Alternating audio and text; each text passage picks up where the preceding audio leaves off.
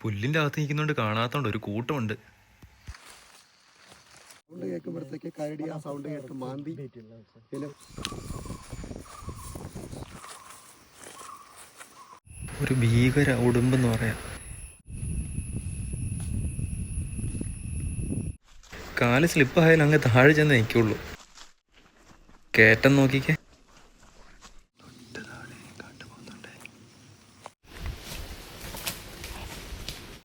തൊട്ട് മുന്നിൽ ആന. മുന്നോട്ട് പോണേൽ ആന മാറണം.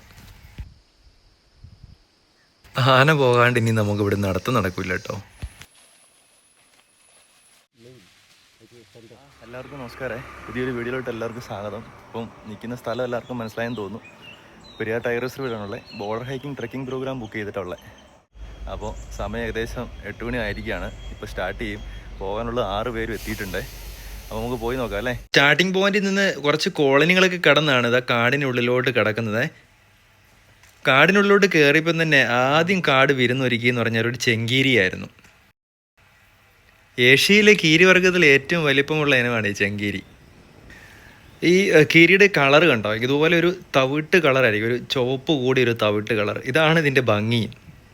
ഏകദേശം ഈ ചെങ്കീരി ഒരു 3 മുതൽ 4 വരെ കിലോഗ്രാം മാത്രമേ കാണപ്പെടുള്ളൂ. പതിവ് പോലെ തന്നെ അധികം നേരമൊന്നും സൈറ്റിങ് തരാതെ അവൻ കാട്ടിലോട്ട് മടങ്ങി. നമ്മുടെ ട്രെക്കിങ് മുന്നോട്ടും കാടിന് ഉള്ളിലോട്ട് കയറിയിരിക്കുകയാണ്. ട്രെക്കിംഗ് സ്റ്റാർട്ട് ചെയ്തിരിക്കുകയാണ്.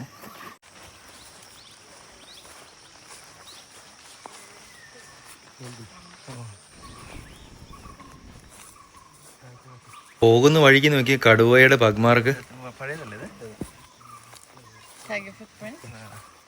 അതിപ്പ് നിലമുള്ള പുൽമേടുകൾ, ഇടകലർന്ന ഈർപ്പമുള്ള ഇലവഴിയും നെത്തികരുത് വനങ്ങളുടെയൊക്കെ ഇടയിലൂടെ കാടിൻ്റെ ഭംഗിയൊക്കെ ആസ്വദിച്ച് പക്ഷികളെയും ചിത്രശലഭങ്ങളെയും വന്യജീവികളെയും ഒക്കെ കാണാനായിട്ട് ഒരു പകല് മുഴുവൻ നടന്ന് പോയി കാണാൻ പറ്റിയ ഒരു കിഡിലൻ ട്രെക്കിംഗ് പ്രോഗ്രാമാണ് ഈ തൊണ്ടിയാർ ബോർഡർ ഹൈക്കിങ്. അങ്ങനെ ട്രെക്കിങ്ങിൻ്റെ ഏകദേശം ഒരു അരമണിക്കൂർ കഴിഞ്ഞിരിക്കുകയാണ്. ഇവിടെ ഒരു ബാർക്കിംഗ് ഡിയർ കണ്ടായിരുന്നു. പക്ഷേ എന്താ പറയുക, കണ്ട് വീഡിയോ ക്യാമറയൊക്കെ ഓണാക്കി വന്നത്തേനും ബാർക്കിംഗ് ഡിയർ എൻ്റെ വഴിക്ക് പോയി. പൊതുവേ സൈറ്റിങ് തരാത്തൊരു ആനിമലാണ് ഈ ബാർക്കിംഗ് ഡിയർ. നമ്മളെ കണ്ട അന്നേരം ഓടി മറിഞ്ഞോളെ. അങ്ങനെ കുത്തനെയുള്ള കയറ്റം തുടങ്ങിയിരിക്കുകയാണ്. ഞാൻ ഈ ട്രെക്കിംഗ് പ്രോഗ്രാം ചെയ്തത് മെയ് 1st വീക്കായിരുന്നേ. മഴയൊക്കെ ചെറുതായിട്ട് പെയ്തിട്ടുള്ളതിനാൽ തന്നെ അട്ടകൾ കുറവായിരുന്നു. എന്നാലും ഇതേ കടിച്ചു തുടങ്ങിയിട്ടുണ്ട്. ഇവരാണെങ്കിൽ ആദ്യമായിട്ടായിരിക്കും ഈ സാധനത്തിനെയൊക്കെ കാണുന്നത്. ശരിക്കും ഇതാണ് കേട്ടോ ട്രെക്കിങ്. നല്ല ഹെവി ട്രെക്കിംഗ് ആണ്.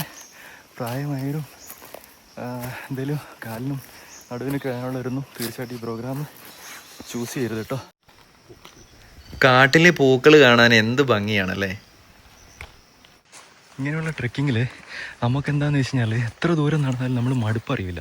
കാരണം ഈ കാടിൻ്റെ ആ ഒരു കാറ്റും കാട്ടിലെ ആ ഒരു നാച്ചുറൽ എന്താ പറയുക ഒരു ഭംഗിയൊക്കെ ആസ്വദിച്ച് നമ്മൾ പോകുമ്പോൾ എത്ര ട്രെക്കിംഗ് ഉണ്ടെങ്കിലും ദൂരം ഉണ്ടെങ്കിലും നമുക്കത് മനസ്സിലാക്കാനും പറ്റില്ല.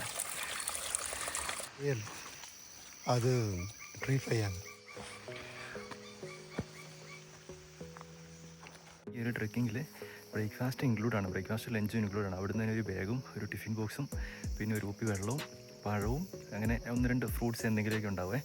അങ്ങനെ 1 മണിക്കൂറത്തെ ട്രെക്കിങ്ങിന് ശേഷം ബ്രേക്ക്ഫാസ്റ്റ് കഴിക്കാനായിട്ട് നിർത്തിയിരിക്കുകയാണ്. ഇവിടെ ഒരു ബ്രേക്ക്ഫാസ്റ്റ് പോയിൻ്റ് ഒരു പാറയാണ്, അടിപൊളി വ്യൂ പോയിൻ്റ്, നല്ല രസമുണ്ട്. അപ്പോൾ ഇങ്ങനെ ഇവിടുന്ന് ഭക്ഷണമൊക്കെ കഴിച്ചതിന് ശേഷം കാപ്പി കുടിച്ചതിന് ഒരു അരമണിക്കൂർ ബ്രേക്ക് എടുത്തതിന് ശേഷമാണ് ഞാൻ അടുത്തുള്ള ട്രെക്കിങ്. അരമണിക്കൂറത്തെ ബ്രേക്കിന് ശേഷം എല്ലാവരും ഒന്ന് ആക്റ്റീവായിട്ട് വീണ്ടും ഇതാ ട്രെക്കിംഗ് സ്റ്റാർട്ട് ചെയ്തിട്ടുണ്ട്. ഹെവി ട്രെക്കിംഗ് ഇതാ എപ്പോഴാണ് സ്റ്റാർട്ട് ചെയ്തത് കേട്ടോ. കുത്തനെയുള്ള കയറ്റമാണ്. അമ്മ ഇപ്പം ചെറുതായിട്ട് മടുത്തു തുടങ്ങി. ചെറിയൊരു കാറ്റൊക്കെ ഉള്ളതുകൊണ്ട് നല്ലൊരു ആംബിയൻസാണ്. അടിപൊളി. നോക്കിക്ക് എന്ത് കുത്തനെയുള്ള കയറ്റമാണ്. ശ്രദ്ധിച്ച് നോക്കിയാൽ ഇവിടെ ഒരു സാധനം കാണാൻ കേട്ടോ. ഞാൻ പോലും കണ്ടില്ലേ. വീഡിയോ ഒക്കെ എടുത്തു കഴിഞ്ഞ് രവിചേട്ടൻ അവിടെ എത്തിയപ്പോഴാണ് കാണുന്നത്. ഒരു ഭീകര ഒരു ഉടുമ്പ്.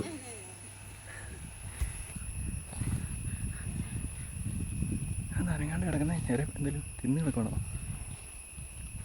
നമ്മൾ നാട്ടിൽ ഉടുമ്പെന്ന് വിളിക്കുന്ന ഈ മോണിറ്റർ ലിസാർഡിന് അത്യാവശ്യം വയസ്സായിട്ടുണ്ടെന്ന് തോന്നുന്നു. ഈ ഉടുമ്പിൻ്റെ പ്രത്യേകത എന്ന് പറഞ്ഞാൽ ഇതിൻ്റെ നഖത്തിന് ഭയങ്കര ബലമാണ്. അതുകൊണ്ട് തന്നെ ഈ വിരൽ ഉപയോഗിച്ചിട്ട് എവിടെയൊക്കെ വേണമെങ്കിലും പിടിച്ച് കയറാനും ബലമായിട്ട് പിടിച്ചിരിക്കാനുമുള്ള കഴിവുകൾ ഈ ഉടുമ്പിനുണ്ട് കേട്ടോ. പോകുന്ന വഴി ആയതുകൊണ്ട് തന്നെ കുറച്ചുകൂടെ മുന്നോട്ട് സ്റ്റെപ്പ് എടുത്തപ്പോൾ തന്നെ ഇതാ കാടിനുള്ളിലോട്ട് അവൻ കയറിപ്പോയി. പിന്നെ ഉടുമ്പിനെക്കുറിച്ചും കാടിൻ്റെ കുറേ കാര്യങ്ങളൊക്കെ രവിചേട്ടന് വിശദീകരിക്കുകയുണ്ടായി. കേരളത്തിലെ പശ്ചിമഘട്ടത്തിൽ സ്ഥിതി ചെയ്യുന്ന പെരിയാർ ടൈഗർ റിസർവ് പ്രകൃതി സ്നേഹികൾക്കും വന്യജീവി സ്നേഹികൾക്കും എല്ലാം ഒരു പറുദീസ തന്നെയാണ്. കാടിൻ്റെ ഉള്ളിലൂടെ ഇങ്ങനെ പ്രകൃതിയെ തൊട്ടെറിഞ്ഞ് നടക്കുന്നതിലൂടെ ഓരോ ചുവട് വെക്കുമ്പോഴും പ്രകൃതിയുടെ ഒരു പുതിയ മുഖമാണ് കേട്ടോ നമുക്ക് കിട്ടുന്നത്. ഈ പെരിയാർ ടൈഗർ റിസർവിൻ്റെ കീഴിലുള്ള ഈ ബോർഡർ ഹൈക്കിങ് ബുക്ക് ചെയ്യാനായിട്ട് പെരിയാർ ടൈഗർ റിസർവ് .org എന്ന സൈറ്റിൽ കയറി കഴിഞ്ഞാൽ ബുക്ക് ചെയ്യാനായിട്ട് പറ്റുമേ. മാക്സിമം ഒരു ഗ്രൂപ്പിൽ 6 പേരടങ്ങുന്നതാണ് ഒരു ഗ്രൂപ്പ്. അതിൽ 3 ഫോറസ്റ്റിന് സ്റ്റാഫും ഉണ്ടാവും. 2100 സംതിങ് ആണ് കേട്ടോ ഇതിൻ്റെ റേറ്റ് വരുന്നത്. നല്ല കുത്തനെയുള്ള കയറ്റം തന്നെ നോക്കിക്കേ. ഈ ട്രെക്കിങ്ങിൽ കൂടെ വന്ന 5 പേരും വിദേശികളായിരുന്നേ. കേരളം ഇങ്ങനെയുള്ള ട്രെക്കിംഗ് പ്രോഗ്രാമുകളിൽ മിക്കവാറും വിദേശികൾ ഒരുപാട് വരാറുണ്ട്. ഇത് നോക്കിക്കേ, അങ്ങനെ ട്രെക്കിങ്ങിന് ശേഷം ഒരു പച്ച പരവതാനിയിലോട്ട് എത്തിയിരിക്കുകയാണ്. ചുറ്റും മലനിരകൾ. ഇവിടെ നിന്ന് കഴിഞ്ഞാൽ കുമളി ടൗൺ കാണാം കേട്ടോ. അതെ, ആ കാണുന്നതാണ് കുമളി ടൗൺ. അവിടെ നിന്നാണ് നമ്മൾ ട്രെക്കിംഗ് ആരംഭിച്ചത്. അങ്ങനെ കുറേ നേരത്തെ ട്രെക്കിങ്ങിന് ഹെവി ട്രെക്കിങ്ങിനായിരുന്നു പറയാം. ഹെവി ട്രെക്കിങ്ങിന് ശേഷം ഇതാ ഇങ്ങനെ ഒരു പുൽത്തകടിയിലോട്ട് എത്തിയിരിക്കുകയാണ്. ഈ ചുറ്റും 4 സൈഡും മലനിരകൾ. എന്താ രസം നോക്കിക്കേ. അടിപൊളിയല്ലേ, അടിപൊളി വ്യൂ അല്ലേ. സത്യം പറഞ്ഞാൽ ഇത്രയും എന്താ പറയുക, ഒരു നല്ലൊരു കഷ്ടപ്പാട് പറഞ്ഞ ട്രെക്കിംഗ് ആയിരുന്നു. ഒരു 15-20 മിനിറ്റ് നല്ല കുത്തനെയുള്ള കയറ്റമായിരുന്നു. പക്ഷെ ഇവിടെ എത്തിയപ്പോഴത്തേന് ആ തളർച്ചയൊക്കെ മാറി എന്നുള്ളതാണ്. അടിപൊളി കാറ്റ്, 4 സൈഡിൽ ഇങ്ങനെ മലനിരകൾ, അടിപൊളി. എന്താ രസം നോക്കി. ഒരു പുൽത്തകടി കഴിഞ്ഞിട്ട് ഇനിയിപ്പോൾ ഇറക്കം ഇറങ്ങാൻ പോകണേ. കാറ്റുള്ളതുകൊണ്ടൊരു സുഖം.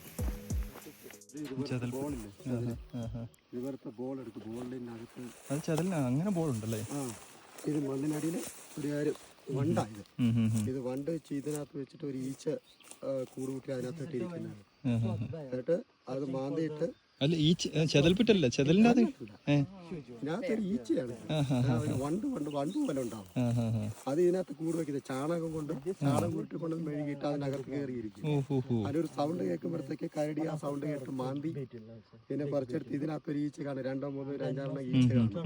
അത് തിന്നാൻ വേണ്ടിയിട്ടാണ് ഇത് മാന്തി എടുക്കുന്നത്. എത്ര ആഴത്തിലിരുന്നാലും ആ കരടി മാന്തി എടുക്കുന്നത്. അതിന്റെ ബോളാണിത്. അതേപോലെ മാന്തി പറിച്ചെടുക്കുന്നത്. വെള്ളം കുടിക്കാനായിട്ട് നിർത്തിയിട്ടാണ്. 5 മിനിറ്റ് റെസ്റ്റാണ്. നമ്മളിവിടെ ട്രെക്കിങ്ങിൽ ഇടയ്ക്കിടയ്ക്ക് നിന്നാണ് പോകുന്നത്. മടുക്കുമ്പോൾ വെള്ളം കുടിക്കാനും ഭക്ഷണം കഴിക്കാനും കുടിക്കാനും ഒക്കെ സ്റ്റോപ്പ് ചെയ്തിട്ടാണ് പോകുന്നത്. ഓക്കെ, കൂടത്തിലുള്ള ആൾക്കാരെല്ലാം അവിടെ ഇരുന്ന് വെള്ളം കുടിക്കുക. ഉറുമ്പല്ലേ? കടിച്ച കുഴപ്പമില്ല.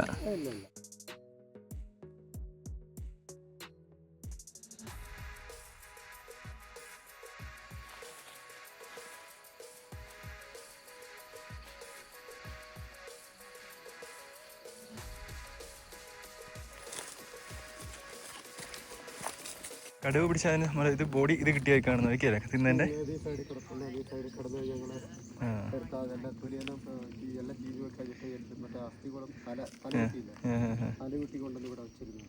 അഞ്ച് വർഷം പഴക്കമുണ്ടല്ലേ? അത് ഇവിടെ ഇരുന്നിട്ട് പാറ ഇരുന്ന് വെയിലടിച്ച് ഉണങ്ങി അതിങ്ങനെ ആയിപ്പോയി. ഇതാണ് അതിന്റെ പല്ല്, അടിവശത്തല്ലേ?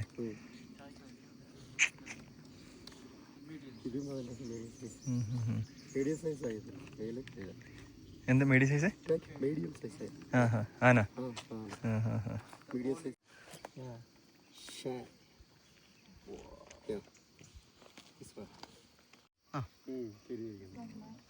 നല്ല വെയിറ്റ് ഉണ്ടല്ലോ.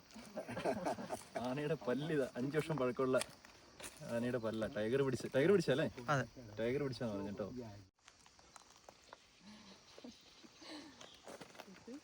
ഈ സൈഡില് ബാക്കി കിടന്നല്ലേ 2 പോയത്. ഇത്ര നീളമില്ലേ? ആ നീളത്തിന്റെ ബാക്കി ഭാഗം പറിച്ച് വെച്ചേക്കുന്നത് ഇത്. മൊത്തം പോകണ്ടെന്ന് പറഞ്ഞു. ടൈഗർ ആനയെ അങ്ങനെ റയറായിട്ടല്ലേ പിടിക്കുവാറുള്ളൂ. അടിച്ച് അത് പരിക്കേൽപ്പിക്കായിരിക്കും ആദ്യം, എന്നിട്ട് ടാർഗറ്റ് ചെയ്ത് പിടിക്കും. അങ്ങനെയാ അല്ലേ? ഇവിടെ ടൈഗറിന് മെയിനായിട്ടുള്ള കാട്ടുപോത്തും ഇതൊക്കെയല്ലേ ഉള്ളൂ. സാധാരണ ഫോറസ്റ്റ് ഈ സാമ്പാടിയറും ഇതൊക്കെ. സാമ്പാടിയർ ഇവിടെ കുറവല്ലേ? പിന്നെ ബൈക്കിന് പാസ്പോർട്ടിന് പിടിക്കാൻ പറഞ്ഞാൽ അവന് ഒരാഴ്ച 2 ആഴ്ച കഴിക്കാനുള്ള ഫുഡ് ഉണ്ടാവും. പിടിക്കണേല് കുറെ തവണ ശ്രമിച്ചാലേ കിട്ടുള്ളൂ. പ്രയത്നം ചെയ്യണം, അതിനൊക്കെ ഹാർഡ് വർക്ക് ചെയ്യണം. എപ്പോഴും കിട്ടണമെന്നില്ലായിരിക്കും. അവനത് കുറെ ഇതിനാണ്ട് പുറകെ തന്നെ നടന്ന് ഏതൊരു പട്ടി വരുന്ന ആ ക്യാപ്പിൽ വിലയില്ല. ചില സമയങ്ങളിൽ ആ ഗ്രൂപ്പിൽ നിൽക്കുമ്പോൾ തന്നെ ക്യാച്ച് ചെയ്യണം. നമുക്ക് എത്ര ദൂരം ഓടാൻ പറ്റും അത്ര ദൂരം ഓടും. പക്ഷെ ഈ കൈത്ത് കുരവില്ലേക്ക് കൊണ്ടാലും പിന്നീട് തന്നെ പിടി കിടക്കില്ല.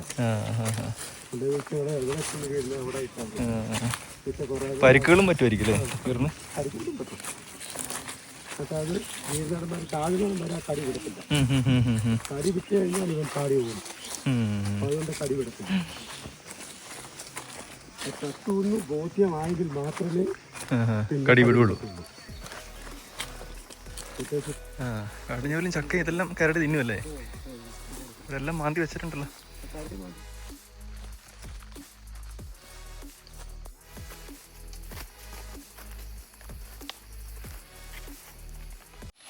നോക്കിക്ക് എന്ത് കുത്തനെയുള്ള ഇറക്കമാന്ന്. താഴോട്ടെങ്ങാനും തന്നെ പോയാൽ തീർന്നു. ഈ വഴിക്ക് ആന ഇറങ്ങുന്നു ഇത്രയും ഇറക്കപ്പുറത്തല്ലേ? അല്ല, ചീവീടുകൾ പൊതുവെ അങ്ങനെയാണോ? പ്രസവിച്ച് കഴിഞ്ഞാൽ അവിടെ തന്നെ ഇരിക്കും.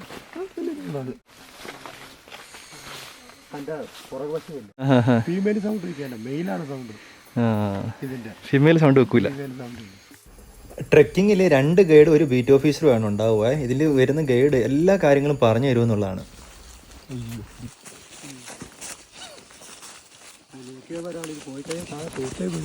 ചില സ്ഥലങ്ങൾ നല്ല റിസ്ക് ഉള്ളതാണ് കേട്ടോ. നോക്കിക്കേ, കുത്തനെയാണ്, തെന്നിപ്പോയാൽ തീർന്നു. ഇത് പോകുന്ന വഴിയുടെ തൊട്ട് താഴെയായിട്ടൊരു കാട്ടി.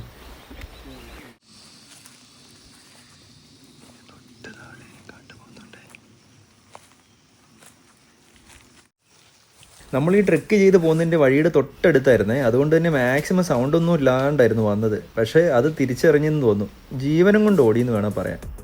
അങ്ങ് ദൂരെ ചെന്നതിന് ശേഷമാണ് നിന്നിട്ട് അങ്ങോട്ടും ഇങ്ങോട്ടും ഒന്ന് നോക്കിയത് എവിടെയെങ്കിലും ശത്രു ഉണ്ടോ എന്നുള്ളത്. ഓരോ സ്റ്റെപ്പും ഈ കാട്ടിൽ മൃഗങ്ങൾ വെക്കുന്നത് വളരെ ശ്രദ്ധയോടെ ആയിരിക്കും.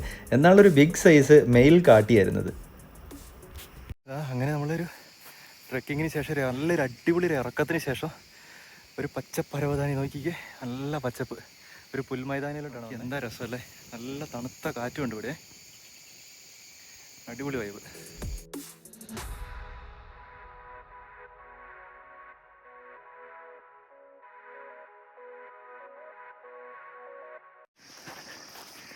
അങ്ങനെ ഫൈനലി എലഫൻസിനെ കണ്ടിരിക്കുകയാണ്. നമുക്ക് ദൂരെയുള്ള വെള്ളം കുടിക്കുക. എലഫൻസിനെ കാണാൻ വേണ്ടിയിട്ട് ഓടുക.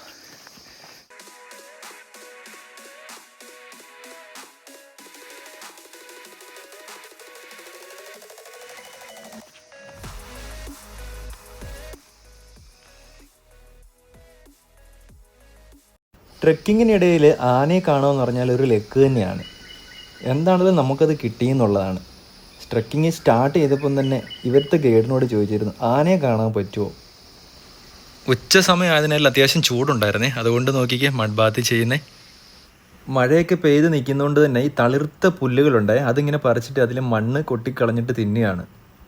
നമ്മൾ പോകുന്ന വഴിയുടെ അടുത്തായതുകൊണ്ട് അവിടെ ഇരിക്കുകയല്ലാണ്ട് വേറെ രക്ഷയില്ല. കാരണം ആനകൾ പെട്ടെന്നായിരിക്കും ചാർജ് ചെയ്യാനായിട്ട് വരിക.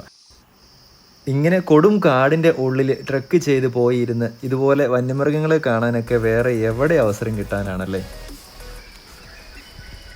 കാടിനുള്ളിലൂടെ പോയിട്ട് ഒരുപാട് സഫാരി ചെയ്ത ആനകളൊക്കെ കണ്ടിട്ടുണ്ടെങ്കിൽ ഇതുപോലെ ഇങ്ങനെ ഇരുന്ന് തൊട്ടടുത്ത് ആനയെ ആദ്യമായിട്ടാണ്. കരയിലെ ഏറ്റവും വലിയ ജീവിയായ ഈ ആനകൾ പൊതുവെ 24 മണിക്കൂറിൽ 18 മണിക്കൂറും അവർക്ക് തീറ്റ തന്നെയായിരിക്കും പണി കേട്ടോ. ആന അവിടെ നിൽക്കുന്നതുകൊണ്ട് നമുക്ക് പോകേണ്ടത് ഈ വഴിയാണേ.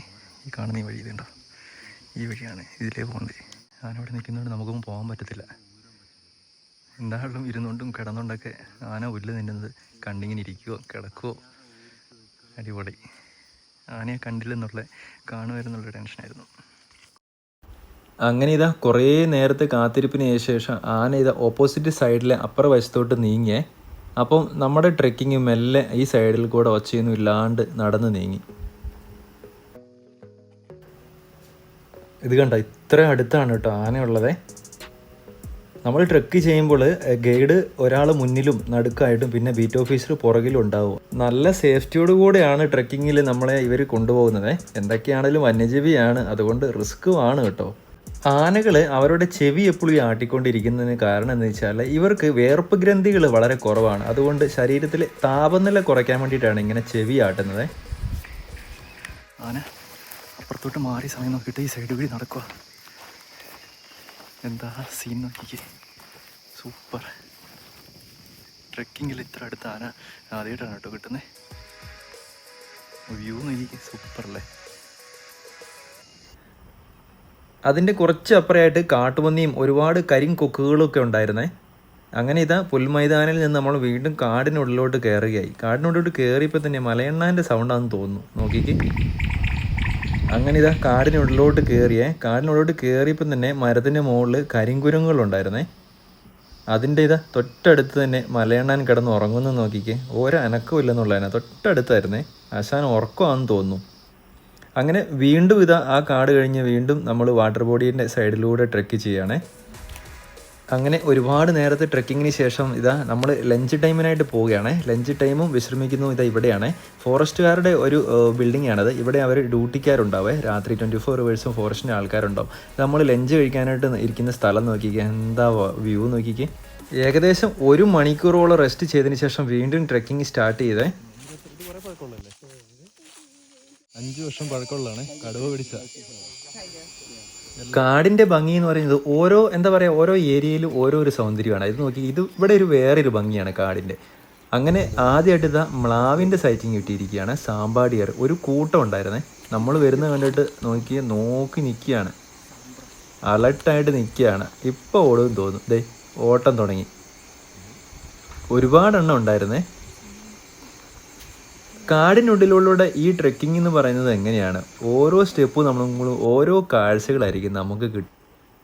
കുറച്ചുകൂടെ മുന്നോട്ട് നീക്കിയപ്പോൾ ഇന്ത്യൻ വൈൽഡ് ഗോറിൻ്റെ ഒരു വലിയൊരു കൂട്ടത്തെയാണ് കണ്ടത്. അവരവിടെ പോകുന്നു. ഇതാ ഇവിടെയാണ് കേട്ടോ കാട്ടുപോത്ത്. നോക്കിക്കേ, നമ്മളെ നോക്കി നിൽക്കുകയാണേ. ഒരു വലിയൊരു കൂട്ടം തന്നെയായിരുന്നു ഇന്ത്യൻ വൈൽഡ് ഗോറിൻ്റെ. ഇന്ത്യൻ വൈൽഡ് ഗോർ എന്നും കാട്ടി എന്നുമാണ് ഇത് ശരിക്കും അറിയപ്പെടുന്നതെങ്കിലും നമുക്ക് കേരളക്കാർക്ക് ഇത് കാട്ടുപോത്ത് എന്നാണ് എല്ലാവരും വിളിക്കപ്പെടുന്നത്. കാട്ടിൽ നിന്ന് കാണുന്നതുകൊണ്ട് തന്നെ കാട്ടുപോത്തെന്ന് വിളിക്കുമ്പോഴാണ് ഒരു സുഖമെങ്കിലും ഇത് ശരിക്കും കാട്ടിയാണ്. പശു കുടുംബത്തിലെ ഏറ്റവും വലിയ ഇനം ഇന്ത്യൻ വൈൽഡ് ഗോർ. സമയം കുറവായതിനാൽ തന്നെ അവിടുന്ന് മുന്നോട്ട് നീങ്ങിയേ. അങ്ങനെ ഇതാ നമ്മുടെ വഴി തടഞ്ഞ് വീണ്ടും ഇതാ കാട്ടുപോത്തിൻ്റെ ഒരു കൂട്ടം തന്നെയായിരുന്നു. കാട്ടിയുടെ ചെറിയ കുഞ്ഞുങ്ങളും ഒക്കെ അടങ്ങുന്ന വലിയൊരു ഗ്രൂപ്പായിരുന്നു. നമ്മൾ നടന്നു പോകേണ്ട ആ വഴി ക്രോസ് ചെയ്തിട്ടാണ് അത് പോകുന്നത് കേട്ടോ, ഇവരുടെ കൂട്ടം പോകുന്നത്. അതുകൊണ്ട് തന്നെ നമുക്ക് വെയിറ്റ് ചെയ്ത് നിൽക്കുകയല്ലാണ്ട് വേറെ രക്ഷയില്ല. പിന്നെ വേറൊരു കാര്യം എന്ന് വെച്ചാൽ ക്രോസ് ചെയ്തിട്ട് നമ്മുടെ ആ സൈഡിൽ കൂടിയാണ് ഇപ്പുറത്തോട്ട് പോകുന്നത്. അതുകൊണ്ട് തന്നെ അത്യാവശ്യം റിസ്ക്കും ആയിരുന്നേ. നോക്കുന്നേ, ഇവരെ കാണുന്ന പോലെ ഒന്നുമല്ല, പാവമൊന്ന് തോന്നിയെങ്കിലും ഭയങ്കര കരുത്തന്മാരാണ്. ദേഷ്യം വന്നു കഴിഞ്ഞാൽ തീർന്നു. എന്താണേലും അവിടുന്ന് ഞങ്ങൾ പെട്ടെന്ന് തന്നെ മുന്നോട്ട് നീങ്ങിയേ.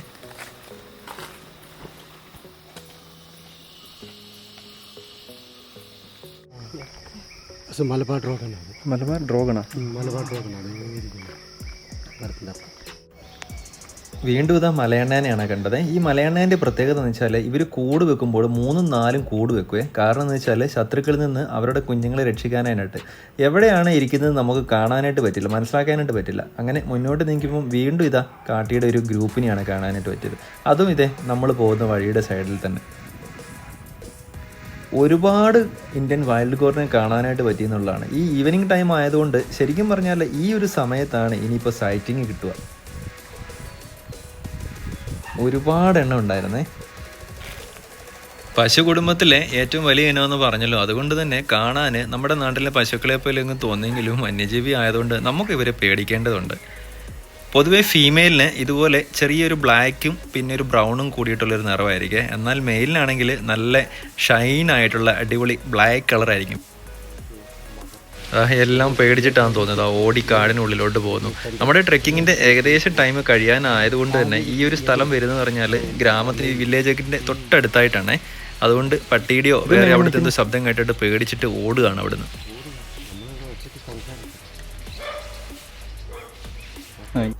വീണ്ടും ഇതാ മലയണ്ണാനാണ് നമ്മുടെ ക്യാമറയ്ക്ക് മുന്നിൽ വന്നിരിക്കുന്നത്. അങ്ങനെ ഏകദേശം ഇതാ ട്രെക്കിങ്ങിൻ്റെ സമയം കഴിയാനായിട്ടുണ്ട്. രാവിലെ 8 മണിക്ക് ആരംഭിക്കുന്ന ഈ ട്രെക്കിങ് ഈവനിങ് 5 മണി വരെയാണ് ഉള്ളത് കേട്ടോ. നേരത്തെ ഞാൻ പറഞ്ഞ പോലെ തന്നെ ഒരുപാട് ട്രെക്കിംഗ് പ്രോഗ്രാമുകളും പിന്നെ ക്യാമ്പ് ചെയ്ത് നിൽക്കാനുള്ള പ്രോഗ്രാമുകളൊക്കെ ഈ പെരിയാർ ടൈഗർ റിസർവിൻ്റെ കീഴിലുണ്ട് കേട്ടോ. അതുകൊണ്ട് തന്നെ ഇങ്ങനെയുള്ള പ്രോഗ്രാമുകൾ ഇഷ്ടപ്പെടുന്നവരാണെങ്കിൽ നിങ്ങൾ തീർച്ചയായിട്ടും periyartigerreserve.org എന്ന സൈറ്റിൽ കയറി കഴിഞ്ഞാൽ ഇതിൻ്റെ ഡീറ്റെയിൽ ആയിട്ടുള്ള എല്ലാ വിവരണങ്ങളും കിട്ടും കേട്ടോ. ഇവിടെ എത്തിച്ചേരാനായിട്ട് നിയറസ്റ്റ് റെയിൽവേ സ്റ്റേഷൻ വരുന്നത് കോട്ടയമാണ് കേട്ടോ, അല്ലെങ്കിൽ എറണാകുളം ഇറങ്ങേണ്ടി വരും. അപ്പം കോട്ടയത്ത് നിന്ന് ആണ് ഏറ്റവും എളുപ്പമായിട്ടെന്ന് എനിക്ക് തോന്നുന്നത്. അവിടെ നിന്ന് ഏകദേശം ഒരു 4 മണിക്കൂർ ബസ്സിന് യാത്ര ചെയ്ത് കഴിഞ്ഞാൽ കുമളി ടൗണിലെത്താം. കുമളി ടൗണിൽ നിന്ന് ഒരു ഓട്ടോ വിളിച്ചു കഴിഞ്ഞാൽ ഏകദേശം 5 അല്ലെങ്കിൽ 10 മിനിറ്റും കൊണ്ട് ഇവിടെ എത്താം. ഈ ബോർഡ് ലാൻഡിങ്, തേക്കടി ബോർഡ് ലാൻഡിങ്ങിൻ്റെ ബസ്സൊക്കെ നിർത്തുന്ന സ്ഥലം എന്ന് പറഞ്ഞാൽ മതി, ഇവിടെ എത്താം. ഇവിടെ എത്തിക്കഴിഞ്ഞാൽ ഈ ബാംബു ഗ്രൂവിൻ്റെ ഇതുണ്ട്, ഈ ഓഫീസ് കണ്ടില്ലേ, ഇവിടുന്ന് ഈ റോഡിൻ്റെ ഓപ്പോസിറ്റ് സൈഡ് കാണുന്ന ഈ ഓഫീസിലാണ് നമ്മൾ റിപ്പോർട്ട് ചെയ്യേണ്ടത്. ഇവിടെ നിന്നാണ് ട്രെക്കിങ് സ്റ്റാർട്ട് ചെയ്യുന്നത്. ബഡ്ജറ്റ് ഫ്രണ്ട്ലി ആയിട്ട് സ്റ്റേ ചെയ്യാൻ ആഗ്രഹിക്കുന്നവരാണെങ്കിൽ ഹോളിഡേ ഹോംസ് എന്ന് പറഞ്ഞിട്ട് കേരള സ്റ്റേറ്റ് കൺസ്ട്രക്ഷൻ കോപ്പറേറ്റീവ് ലിമിറ്റഡിൻ്റെ ഇവിടെ താമസിക്കാനുള്ള സൗകര്യമുണ്ട്. അപ്പോൾ ഇവിടെ താമസിക്കാനായിട്ട് വളരെ എന്താ പറയുക, ചീപ്പായിട്ട് നമുക്ക് താമസിക്കാനായിട്ട് പറ്റും. അത്യാവശ്യം കുഴപ്പമില്ലാത്ത റൂമുമാണ്. അപ്പോൾ വീഡിയോ ഇഷ്ടമായാൽ ലൈക്ക് ചെയ്യാനും സബ്സ്ക്രൈബ് ചെയ്യാനും മറക്കരുത്. മറ്റൊരു വീഡിയോ ആയിട്ട് വരുന്നിടം വരെ ബൈ ബൈ.